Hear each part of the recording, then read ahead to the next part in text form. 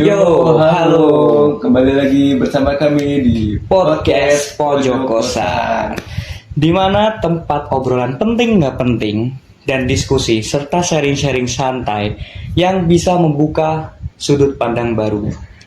Karena di Pojok Kosan ini kita bercerita yang lagi lewat di kepala, right? Oke, Kita langsung aja kali ya. Mungkin gua ada sebuah yang lewat di kepala gue gini. Lu ngerasain gak sih kayak pembaca buku tuh udah jarang banget gitu, entah mengurang, yang menurut gue tuh di sini pembacanya tuh pembaca buku gitu. jadi dikit ya. Iya, makin dikit gitu. Iya sih, apalagi di Indonesia tuh kan bahkan perbandingannya tuh katanya ada yang sampai bilang tuh walaupun ini nggak sesuai data ya, maksudnya ini cuma sebagai perungkapan aja, asumsi asumsi mereka aja. gitu ya. Saking minimnya tuh kayak mereka membandingkan tuh 1000 banding 1 gitu. Iya, saking begitu dikitnya ya. Ya, walaupun ya sebenarnya di beberapa tempat pun pasti ada yang suka baca juga gitu. Bahkan sebenarnya banyak gitu. Bahkan kemarin salah satu autor novel fiksi yaitu J.S. Heron tuh dia bilang dia bahkan sampai mendokumentasiin gitu, kayak yang bilang Indonesia minim literasi. Dia ke kota manapun pasti rame gitu loh. Iya. Yang baca buku dia tuh banyak gitu. Karena emang saking dia tuh melihat sebegitu dikitnya ya membaca buku di negara kita. Tapi gue dengar juga ya, entah gue lihat di berita itu tuh ada sebuah anggaran yang dimana diperuntukkan buat mahasiswa pelajar gitu, dimana anggaran ini tuh buat beli buku. Sorry, itu di mana ya? Oh iya, gue kurang tahu, pokoknya Di Indonesia? Enggak, no. Oh. Di luar negeri ya. Oh, di luar negeri. Oke. Terus gue lihat berita, wah, sampai gue berangan-angan aja gitu. So, seandainya ada gitu anggaran buat seperti ini. Bahkan tuh bisa di kisaran, kalau misalnya dinominalkan di kita tuh 200.000 lah. Itu setiap bulan atau no. ngomongin setiap semester atau apa ya? Iya, setiap kayak per semester atau enggak pergantian tahun, ya setahun sekali gitu. Oh, tapi itu mungkin tapi 200.000 ya? Iya. Kalau dialokasikan ke buku tuh mungkin cuma dapat 1. Tapi itu di Indonesia. Lu mau tau nggak? Sebenarnya di beberapa negara lain tuh buku nggak semahal yang ada di Indonesia gitu. Oh iya. Ya, jadi buku di luar sana tuh nggak jauh dengan maksudnya ini ya biaya pokok mereka itu tuh nggak sebanding sama buku gitu. Contoh UMR gitu. UMR kita tuh kalau dibagi, maksudnya bukan yang UMR gede-gede ya, maksudnya beberapa UMR kecil gitu. Mungkin di kisaran 1 juta lah. Yes. Coba. Maksudnya pendapatan mereka tuh cuma segitu gitu. Sedangkan buku kita tuh rata-rata di atas 100.000. Iya juga sih. Yang di bawah 100.000 ya 90.000 paling gitu.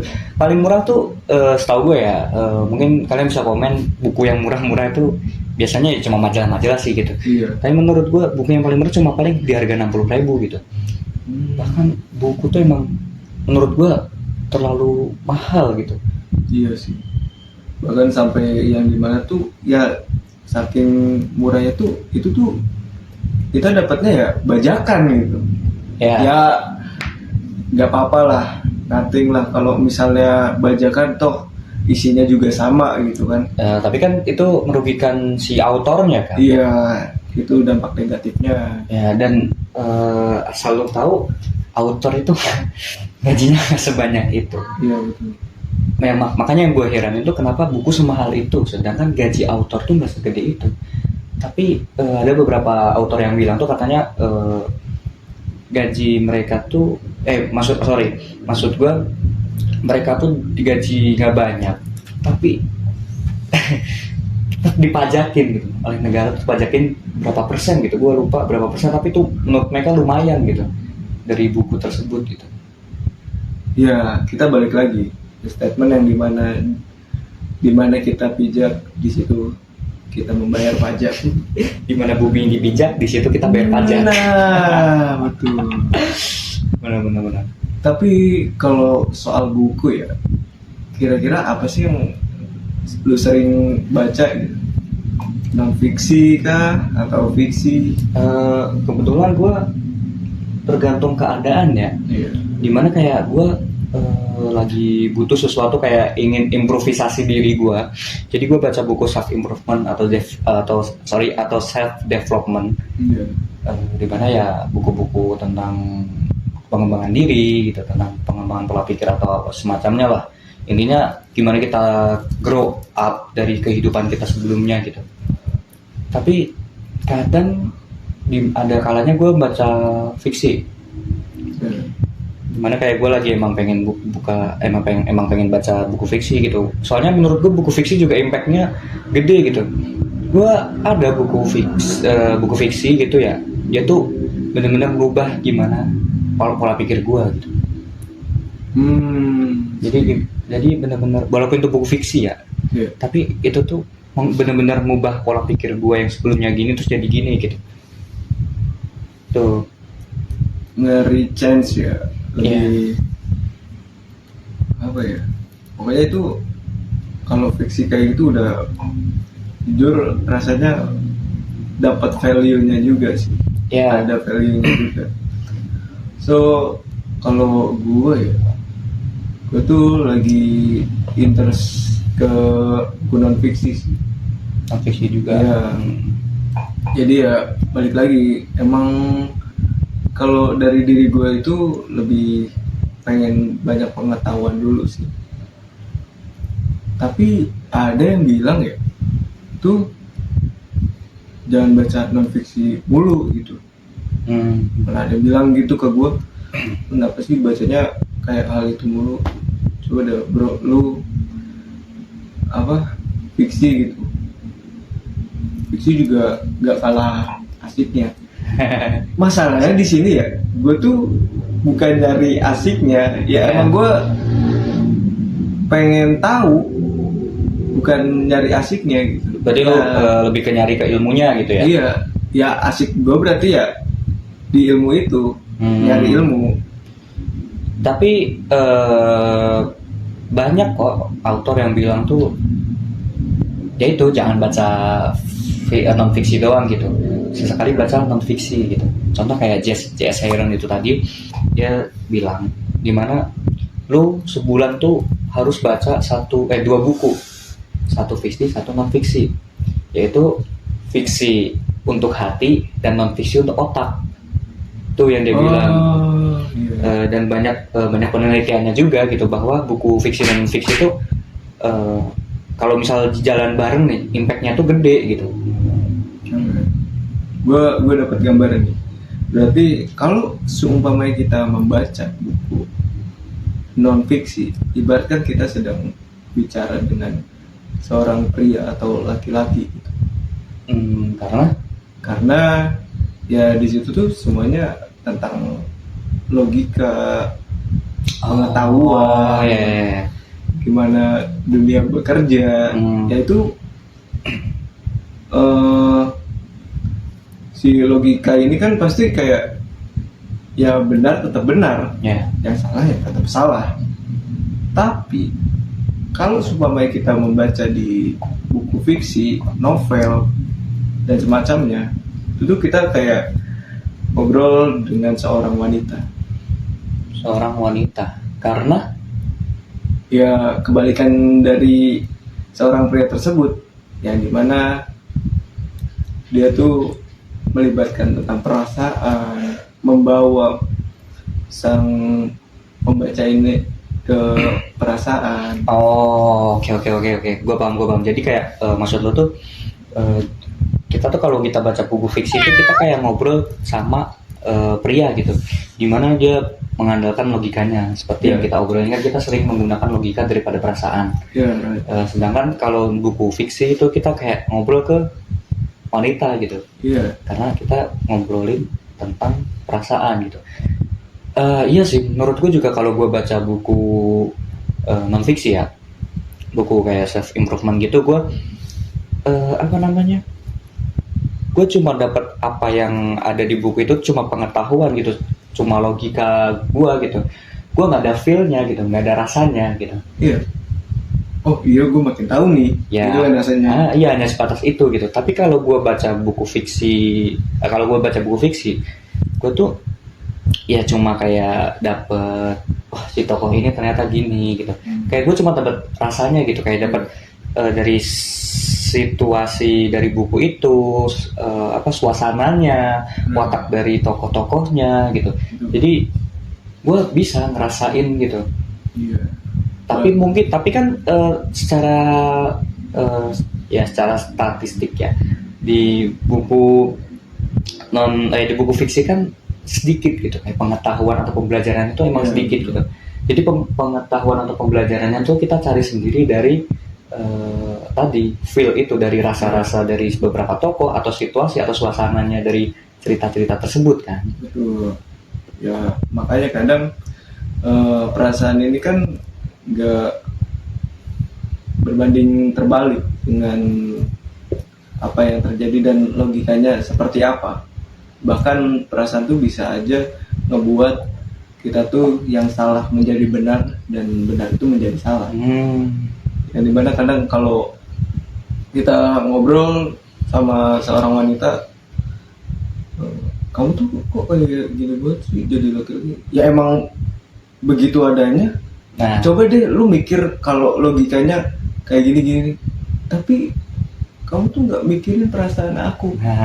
Itu dari situ pun kita udah ngeliat bedanya gitu. Yang cowok itu menggunakan logikanya, yang cewek menggunakan perasaannya gitu. Iya sih, benar-benar. Bagus juga analogi lu itu. Betul. Enggak sih, itu mumpung sepintas cuma lewat. Tapi bagus sih analogi itu gitu. Jadi ibaratnya buku fiksi pria, buku non fiksi. Buku fiksi itu wanita, buku non fiksi itu pria. Bagus.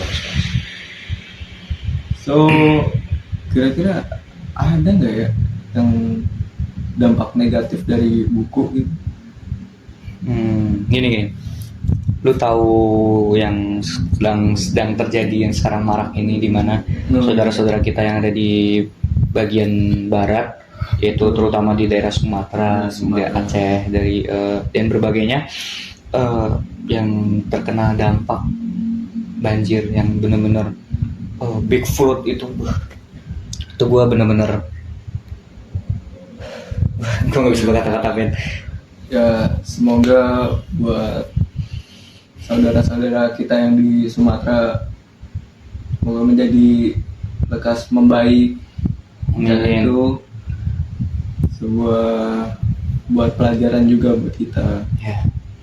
Nah, tapi lu pernah mikir nggak sih penyebab banjir itu kan yang paling utama kan yang ramai kemarin tuh karena itu tuh pembabatan habis hutan tuh.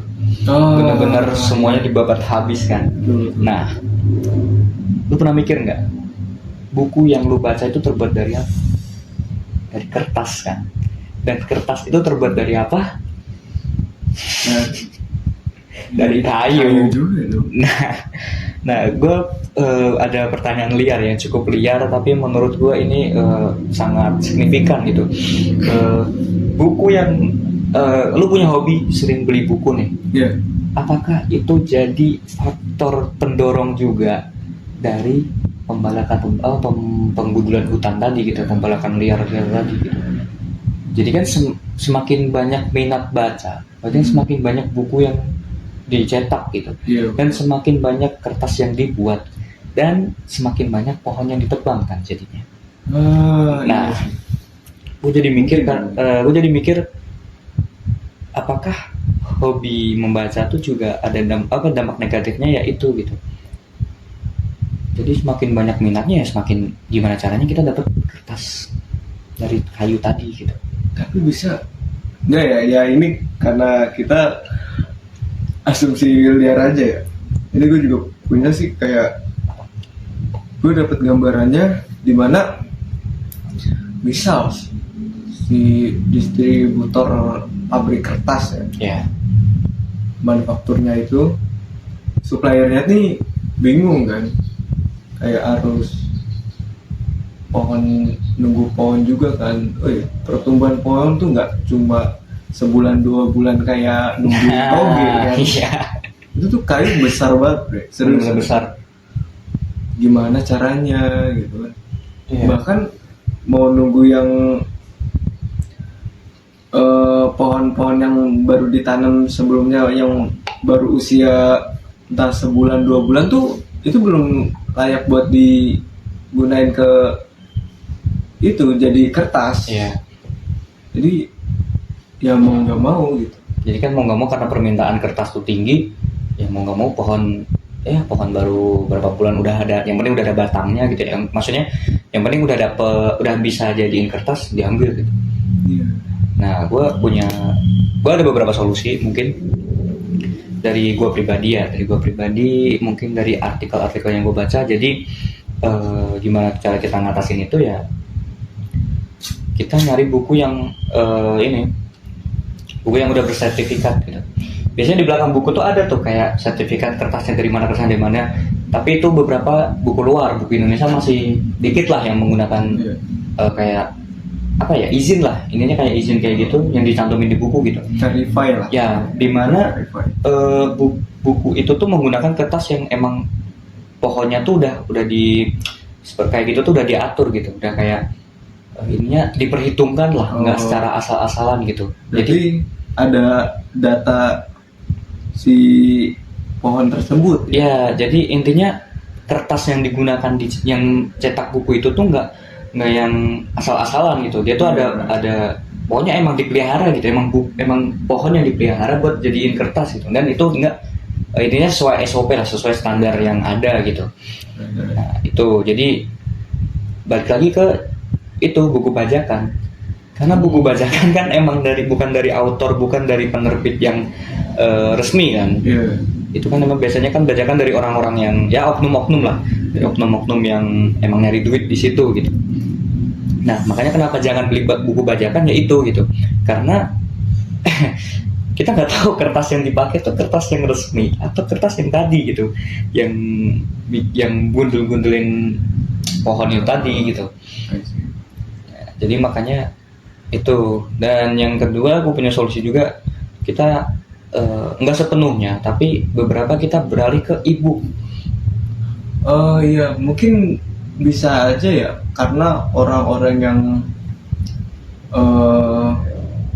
melihat apa ya, punya gambaran yang kayak tadi itu, dan entah pembaca ke atau autor tuh pindah ke e-book.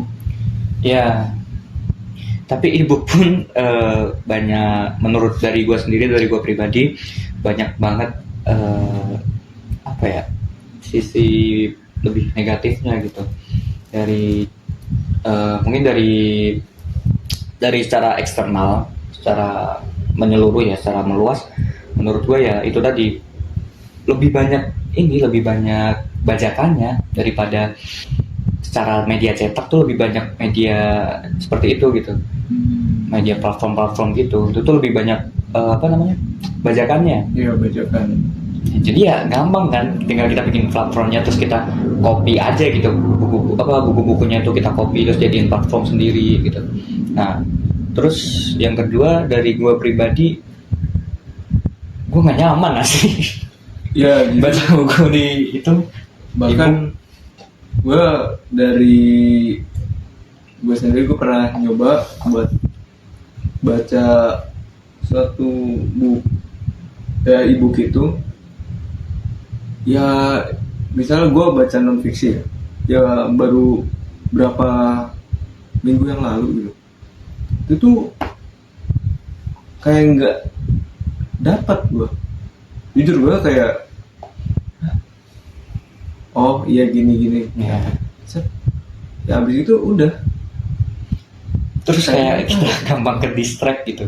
Iya, Kayak contoh gue lagi baca nih di platform ya, mungkin di laptop gue atau di HP gitu ya.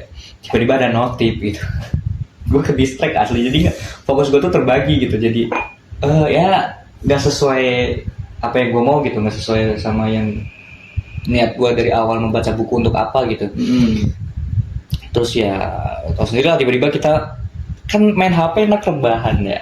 Iya, betul. Jadi itu lebih ke lebih bikin gua ngantuk gitu. Jadinya lebih cepat gua bikin ngantuk. Terus yang kedua, gua jadi ke distract. Kadang gua kayak kan ada saatnya, ada waktunya dimana kita kalau lagi baca buku tuh tiba-tiba tuh lagi capek nih, nggak tahu dari matanya atau dari pikiran kita tuh lagi capek, dan kita berhenti sejenak gitu buat nggak ngapa-ngapain sih. Ada masanya kayak 5 menit 10 menit kita break dulu sebentar. Nah itu tuh biasanya gue bakal terlena gitu, gue bakal buka platform sosmed atau buka apa, dan gue langsung ya udah tahu lah, langsung terlena dan gak jadi baca buku kan jadinya. Akhir-akhirnya scrolling kan. Nah itu Iya sih, jadi nggak bener-bener feel-nya tuh nggak bisa dapet. ya, makanya itu. Tapi entah ya, kalau seumpamanya kalian ada yang bisa baca udah biasanya di e-book kah, atau ya di HP gitu, kalau buat baca itu balik lagi ke kalian. Kalau mau komen ya udah silahkan. Tapi yang kita rasain tuh ya gitu. Ya, Jadi nggak maksudnya dapet feel-nya. ya itu dari sudut pandang kami aja gitu. Terus menurut gue ya balik lagi ya dari yang topik kita awal, faktor-faktor yang membuat kenapa Indonesia itu minim literasi ya benar-benar banyak gitu. Kayak yang kita sebutkan tadi kan juga beberapa faktor yang membuat Indonesia minim literasi gitu. Dan ada juga salah satunya yaitu budaya membaca itu emang sedikit gitu. Gua pribadi, gue dari kecil emang hidup gue kan pindah-pindah ya. Dan dimana gue tuh benar-benar susah gitu nyari lingkungan. Ini dimanapun ya, dimanapun itu gue benar-benar susah gitu nyari lingkungan dimana yang emang minat baca. Ya emang benar-benar ya lingkungannya emang minat baca gitu. Diskusi pun diskusi tentang buku gitu. Gue benar-benar itu gue nyari lingkungan kayak gitu tuh susah gitu. Berarti ya PR-nya ya emang di Indonesia tuh budaya membaca tuh emang dikit gitu. Apalagi terutama budaya dari orang tua gitu. Nah, ya yang kita tahu kayak kemarin gitu, kayak rumah saya emang jarang baca. Di rumah saya tuh budaya baca tuh nggak ada. Ya paling kebiasaan saya ya baca, paling kebiasaan saya ya baca komik, main PS, main Nintendo. Lu tahu kan itu siapa? Iya. So mungkin setidaknya dia udah baca komik. Dia baca komik. Ada lah habit namanya budaya membaca. Tapi beda artian dari membaca itu sendiri. Tapi komik lebih ngeliat gak sih? Lihat gambar.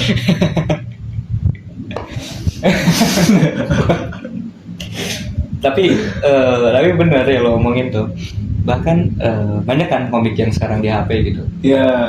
Gua ada temen tuh, sumpah men, gue lihat dia baca komik di HP tuh nggak yang ya kita kalau baca buku kan ya pelan-pelan. Ada yang main yang gini-gini. Yang penting dia ngelihat gambar apa yang dia lihat gitu. Misalnya si slide-nya itu lagi adegan fight gitu ya. Lagi berantem. Berantemnya gini, keren gini. Misalnya si A sama B lagi berantem. Iya. Tiba-tiba yang C ikut-ikutan. Terus tapi kan ya itu pilihan mereka ya. Maksudnya pertanyaan gue tuh, orang yang kayak gitu tuh emang tahu ceritanya ya, tahu alur ceritanya gitu dari ngeliat gambarnya doang gitu. Nah itu kita nggak tahu, karena kita itu ya walau di sini ada komik ya, jujur kita juga nggak tahu apa yang mereka tangkap gitu. Maksudnya ya menurut gue komik juga nggak masalah gitu selama dibaca gitu.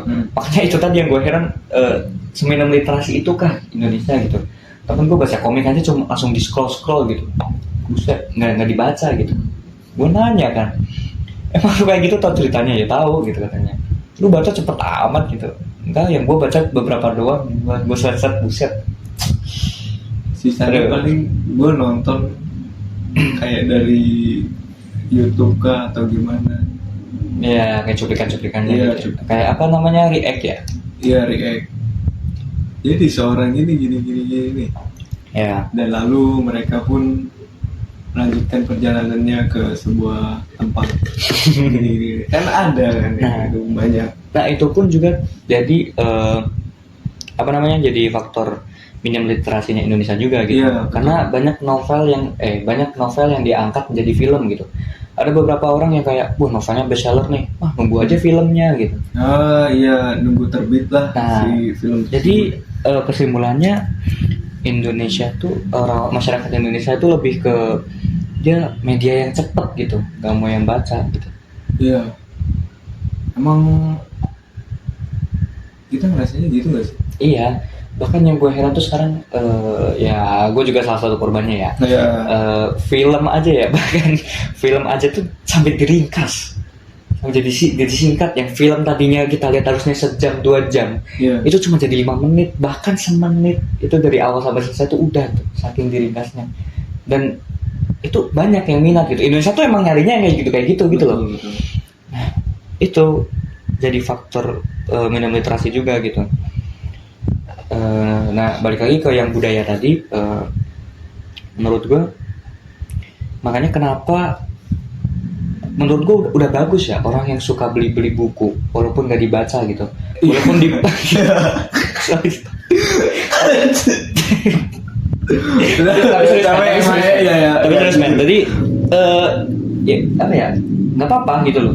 Lu yang penting lu kalau punya rumah, lu tuh harus ada buku gitu, harus ada rak buku yang kalau bisa bukunya banyak gitu. Harus ada rak buku yang bukunya banyak gitu. Walaupun lu nggak baca gitu, walaupun lu bacanya cuma beberapa doang mungkin ya gitu. Tapi gimana itu tuh impactnya tuh buat kedepannya. Gimana ntar lu punya anak, karena sering lihat buku di rumah dia jadi penasaran gitu kan. Jadi dia ngambil bukunya, dia lihat blurb-nya doang, terus tertarik, terus dia punya minat baca gitu. Mungkin nggak cuma ke keluarga lu doang, tapi orang dari luar gitu. Mungkin teman lu yang sering nongkrong di rumah lu gitu, atau mungkin di kosan gitu, sering nongkrong gitu, ada buku banyak nih kan.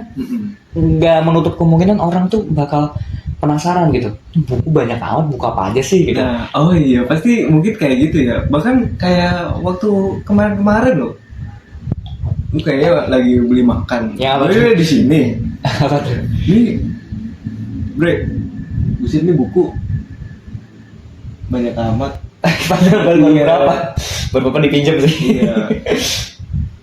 Ini buku apaan? Nah, dia tuh nanya buku apaan. Itu maksudnya impactnya tuh di situ gitu. Jadi nggak apa-apa gitu. Nggak apa-apa orang beli buku tapi nggak dibaca, ya nggak apa-apa, orang buat pamer doang kan. Tapi impactnya tuh ada gitu loh. Dan itu membuahkan budaya membaca. Jadi kenapa nggak apa-apa, bener, sumpah nggak apa-apa lu beli buku doang cuma buat pajang terus bikin story, itu pun nggak apa-apa. Iya, nggak apa sih. Seenggaknya ada gitu. Ada. Ya entah kalau misalnya lu udah paling apa ya, rasanya tuh emang lu pernah baca bukunya? At least gua baca yang belakangnya dong. Belumnya doang. Iya, belumnya doang. Inti sarinya aja gua udah tahu kok itu buku apa gitu. Tapi kan kayak cuma ngelihat grupnya doang kan, kayak inti sarinya doang nih. Iya. Kayak mungkin kayak tujuan dari buku itu tuh apa gitu doang kan. Autor tuh pengen ngasih buku itu tuh ke pembaca, autor tuh mau ngasih ke pembaca tuh apa gitu loh. Nah tapi kan kita nggak tahu nih caranya gitu, prosesnya gitu. Iya. Gimana bisa sampai tujuan tersebut? Iya. Makanya itu. Padahal disitulah yang dimana titik asiknya. Ya titik asiknya emang sebenarnya di situ gitu. Ya seperti itu buku. Ya, soal-soal buku gini emang agak seru ya menurut kami di kalangan yang suka baca buku, walaupun kadang ada yang buku cuma balik lagi yang kita omongin tadi, sebenarnya itu nggak ngomongin ke kalian gitu ya, kita juga ngerasain itu. Ya sebenarnya obrolan kita tuh nggak ke yang ke orang-orang gitu. Maksudnya kita tuh ngobrol sebenarnya buat diri kita sendiri lagi gitu. Buat balik ke diri kita sendiri, tapi siapa tahu nih ada yang punya pikiran yang sama atau setuju dengan pemikiran kita gitu, atau mendapat sudut pandang baru dari obrolan kita gitu. Nah itu oke. Tapi lu tahu nggak, di Indonesia tuh banyak buku yang ditahan-tahan gitu, bahkan banyak buku yang disita atau nggak boleh diterbitin, atau bahkan orang yang punya aja kena gitu. Pernah dengar nggak yang itu? Wah, itu kalau itu gue belum tahu, tapi mungkin ada yang gue dengar tuh cuma si buku itu tadi itu ditahan ya. Iya itu. Sama buku yang pokoknya bukunya dilarang lah. Itu kan biasanya lebih ke biasanya buku-buku kiri kan, buku-buku yang membahas ke kiri gitu ya, pemikiran kiri lah. Iya. Nah tapi lu tau gak sih men, tujuannya tuh sebenarnya apa? Kenapa pemerintah nggak boleh kita tuh membaca buku-buku seperti itu gitu? Banyak buku yang ditahan atau dibatasi lah. Kenapa? Lu pernah kepikiran nggak? Mungkin nih gue ada sih sedikit ya. Dari pendapat lu ya? Ya, ini asumsi gue aja ya. Mungkin si pemerintah ini belum bisa menerima namanya itu fakta. Ya sih benar-benar. Tapi sebenarnya tuh gara-gara ini nih. Kenapa buku-buku ditahan? Karena pemerintah tuh kadang mikir gini. Pemerintah tuh pengen masyarakatnya tuh pinter. Tapi kalau masyarakatnya kritis, pemerintah ketar-ketir.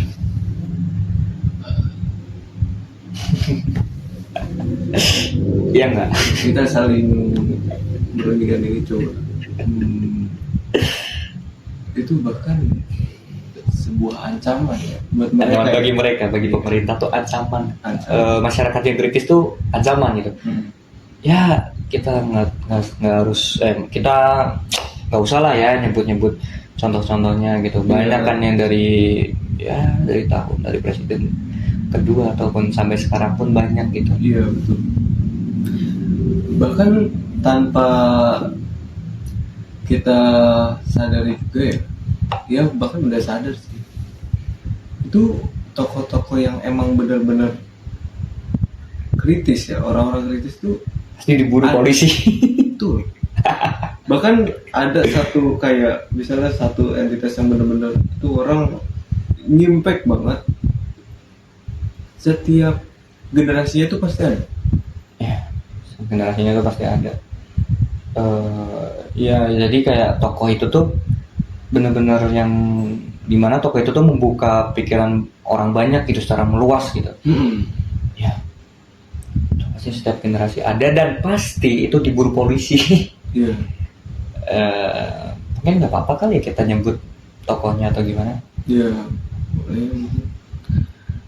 Ya contoh ya kita ambil yang paling lama atau bahkan alhamdulillah namanya sudah naik lagi dari sebelumnya yang benar-benar namanya itu dibungkam bahkan dilupakan di buku sejarah, yaitu pahlawan kita, yaitu adalah Tan Malaka, dimana dia itu punya pemikiran yang benar-benar pemikiran kiri ya. Dan dia termasuk salah satu penulis yang bukunya banyak ditahan, terutama pada masa 19 berapa? 80-an ya sekitar ya Ya. Orde Baru lah intinya ya. Baru. Sorry gua lupa. Orde Baru dimana ya buku-bukunya tuh banyak yang ditahan. Itu sebenarnya kalau enggak, sorry Tan Malaka tuh bahkan jauh lebih dari itu. Bahkan dari zaman Indonesia belum merdeka, itu tuh buku-bukunya udah banyak yang ditahan gitu. Karena buku itu tuh benar-benar yang memengaruhi pola pikir manusia gitu, pola pikir masyarakat agar tidak mau ditindas. Oh, emang segitu impactnya ya? Ya, karena buku-bukunya tuh intinya ya kita tuh agar nggak gampang digiring oleh pemerintah gitu. Kita tuh punya kebebasan atau hak buat apa yang kita dapatkan gitu. Iya.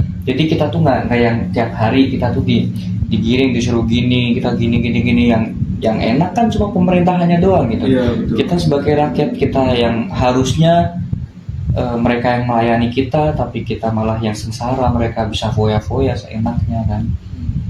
Nah sebenarnya kan itu tujuan dari buku-buku itu kan, makanya kenapa banyak buku yang ditahan tuh bukunya yang memang punya impact besar gitu. Iya. Dan alhamdulillah ya buku-buku kayak dari yang Tan Malaka, contoh kayak Madilog, Aksi Massa, itu tuh alhamdulillah sekarang banyak yang baca, alhamdulillahnya. Alhamdulillah. Jadi lebih ke membuka pemikiran kritis masyarakat Indonesia terhadap pemerintahan Indonesia gitu.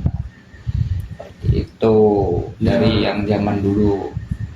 Mungkin jadi gua ambil gambarnya tuh pemerintahan ini ngelihat sebuah entitas yang emang benar-benar kritis, jadi sebuah ancaman. Dia ngebuat gimana caranya si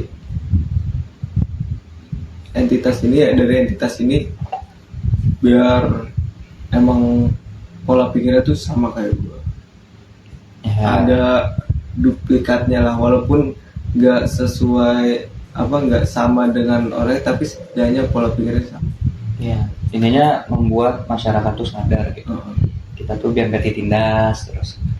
Dan jadi pemerintah langsung gerak aktif. Wah, ini jadi ancaman gue nih. Nah terus biasanya yang seperti itu tuh bakal diculik dan disiksa dan bahkan tuh dibunuh.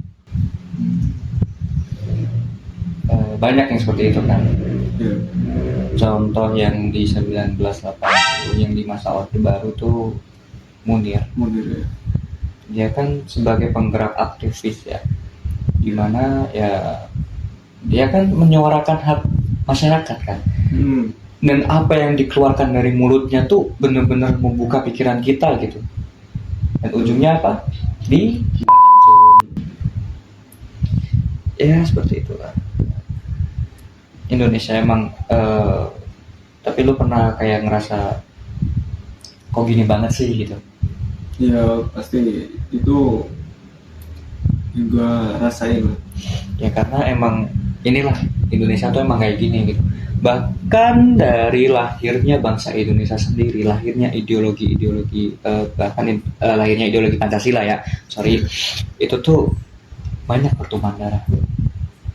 Lu pasti tahu yang ada di buku sejarah, di mana di kosannya Hos Cokro Aminoto ada 3 tokoh besar, di mana ada 3 ideologi yang lahir dari kos-kosan itu, yaitu adanya nasionalis, komunis, dan Islamis. Dan apa yang menang? Nasionalis dan yang menang nasionalis kan. Dan apa yang terjadi dengan 2 ideologi ini? Mereka semua dibunuh. So ya inilah welcome to Indonesia. Seperti itu Indonesia. Dan sampai saat ini ya. Dan sampai saat ini pun terulang kembali kan nyatanya yang RUU KUHP itu yang kemarin disahkan oleh DPR kita tercinta. Ya itu terjadi lagi gitu, di mana hak asasi masyarakat Indonesia tuh benar-benar dibatasi oleh hukum yang diotak-atik oleh mereka yang ada di atas sana gitu. Terima kasih ya buat Bapak DPR yang terhormat karena menciptakan sebuah undang-undang tersebut. kami sangat sengsara di sini. Terima kasih dan kalian bahagia selalu ya. Mungkin kita akhiri saja Iya, karena iya. pembahasan kita ini sudah benar-benar Agak- jurang ya, menuju jurang bahaya nih. Seru. Ini perdana bakal kita post. Iya. Kita perdana lagi perdana kita bikin akun ini kan. Iya, betul. Takutnya baru kita muncul TikTok kita. Aduh, sulit. Aduh, kita baru merintis nih. Oke. Ya mungkin kalau ada salah kata dan apa yang kita ucapkan itu nggak mengenakan buat kalian, ya komen aja bisa, atau enggak apapun yang bakal mau dibahas kira-kira Bisa komen di bisa bawah. komen, kalian bisa komen. Dan ya jangan sungkan yang misalnya apa ya yang masih kurang dan ngeganjel di obrolan kita tuh, ya kalian bisa. Iya. Mungkin kayak ada yang dari obrolan kita tuh ada kayak ngancel atau kalian nggak setuju, kalian bisa diskusi Iya. di kolom komentar. Kita bakal balancein kok satu-satu. Ya. Semoga. Ya mungkin segini aja. Bye bye. Ya.